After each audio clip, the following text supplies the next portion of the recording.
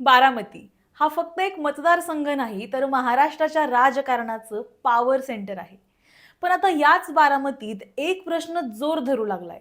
तो म्हणजे अजितदादांचा खरा वारसदार कोण? अजित पवारांच्या राजकीय शैलीचा वारसा कोण पुढे नेणार? कारण एकीकडे जनतेत उतरत असणारे योगेंद्र पवार समोर येत आहेत, तर दुसरीकडे प्रशासन आणि संघटनांमध्ये सक्रिय असलेले रोहित पवार सुद्धा आहेत. पण याच वेळी दादांचे दोन्ही सुपुत्र पार्थ आणि जय पवार मात्र अजूनही पडद्यामागे आहेत. सध्या जरी पार्थ पवार सगळी सूत्र आपल्या हातात घेऊ बघत असले तरीही त्यांना ते कितपत शक्य आहे हाही एक प्रश्न उरतोच.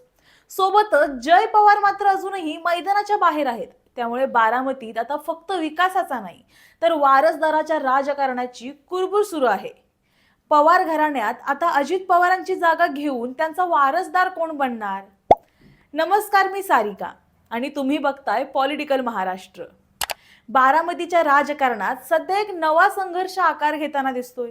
उपमुख्यमंत्री अजित पवार यांच्या राजकीय वारशावरून पवार कुटुंबातील तरुण चेहरे आता चर्चेत आले आहेत.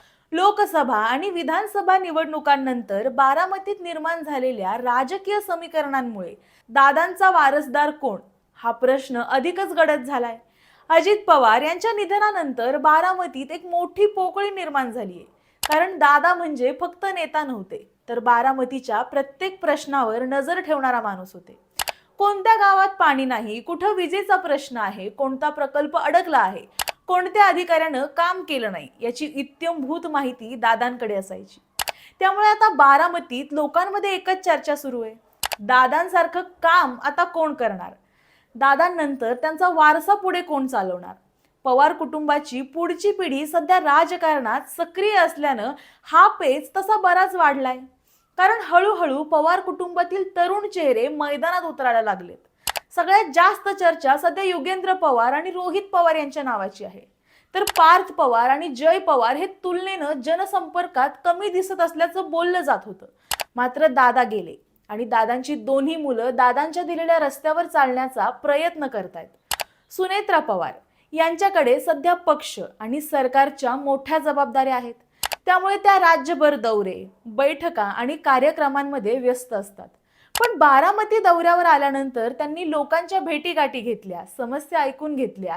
त्यामुळे दादांनी जसा लोकांशी संपर्क ठेवला तसाच संपर्क सुनेत्राताई सुद्धा कायम ठेवण्याचा प्रयत्न करत असतात. दुसरीकडे जय पवार यांनी सुद्धा अजितदादांच्याच स्टाईलमध्ये दर गुरुवारी जनता दरबार सुरू केलाय. लोक थेट येऊन त्यांना प्रश्न सांगतात आणि त्यावर पाठपुरावा केला जातो. त्यामुळे जय पवार हळूहळू बारामतीत सक्रिय होत असल्याचं चित्र दिसतंय. त्यातच 2029ला मी विधानसभा निवडणूक लढवावी अशी बारामतीकरांची इच्छा आहे असं विधान सुद्धा त्यांनी आधीच केलंय. त्यामुळे त्यांची सुद्धा तयारी सुरू असल्याची चर्चा रंगलीय. पण दुसऱ्या बाजूला योगेंद्र पवार हे सुद्धा जोरात मैदानात उतरलेत. बारामती शहर आणि तालुक्यात त्यांनी संघटना बांधणीवर भर दिलाय आणि या अगोदर सुद्धा त्यांनी विधानसभेसाठी निवडणूक लढवली होती. त्यामुळे भारनियमन, पाणी टंचाई, चारा प्रश्न, गॅस टंचाई यासारख्या मुद्द्यांवर त्यांनी थेट प्रशासनालाच धारेवर धरले. काही दिवसांपूर्वीच त्यांनी MSCB अधिकाऱ्यांना भेटून वारंवार होणाऱ्या लोड शेडिंगच्या बाबतीत जाब सुद्धा विचारला होता. गावोगावी फिरून लोकांच्या समस्या समजून घेण्याचा त्यांचा प्रयत्न सुरू आहे. त्यामुळे स्थानिक पातळीवर त्यांना सुद्धा चांगला प्रतिसाद मिळतोय.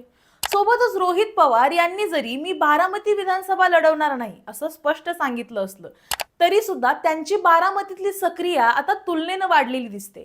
जनाई शिरसाई उपसा सिंचन योजनेच्या प्रश्नावर त्यांनी आक्रमक भूमिका घेतली. दोनदा सिंचन भवनात ठिय्या आंदोलन सुद्धा केलं. त्यातच बारामतीत त्यांचं संपर्क कार्यालय सुरू होणार असल्याच्या सुद्धा सध्या चर्चा आहेत. दरम्यान पार्थ पवार यांचं नाव चर्चेत असतं पण प्रत्यक्ष मैदानात ते फार कमी दिसतात. शिवाय नुकतंच पार्थ पवारांनी राज्यसभेच्या खासदारकीची शपथ सुद्धा घेतली आहे. त्यामुळे केंद्रात सक्रिय असताना आणि पक्षाची धुरा सांभाळताना पार्थ पवार बारामतीत तसे कमी दिसतात. त्यामुळे दादांचा खरा वारसदार कोण हा प्रश्न अजूनही कायम आहे. विशेष म्हणजे वरून सगळे पवार विरुद्ध पवार असा संघर्ष नको आहे असं बोलत असले तरी आतून मात्र वेगळीच हालचाल सुरू असल्याचं राजकीय वर्तुळात बोललं जातंय. 2024 मध्ये जसं पवार कुटुंब राजकीय संघर्षाचं वातावरण तयार झालं होतं तसंच काहीसं चित्र 2029 मध्येही दिसू शकतं.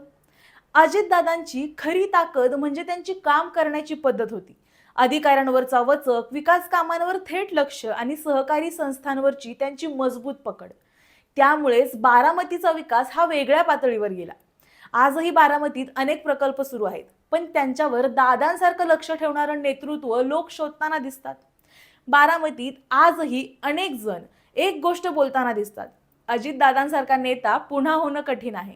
आणि म्हणूनच आता बारामतीत फक्त राजकारण सुरू नाहीये, तर दादांच्या वारशासाठी शांतपणे ताकदीची चढाओढ सुरू झालीये. तुम्हाला याबद्दल काय वाटतं? अजित पवारांचा वारसदार नक्की कोण होणार? जय पवार, पार्थ पवार, युगेंद्र पवार की मग रोहित पवार? हे आम्हाला कमेंटमध्ये नक्की सांगा. व्हिडिओ आवडला असेल तर लाईक करा, शेअर करा आणि पाहायला विसरू नका पॉलिटिकल महाराष्ट्र.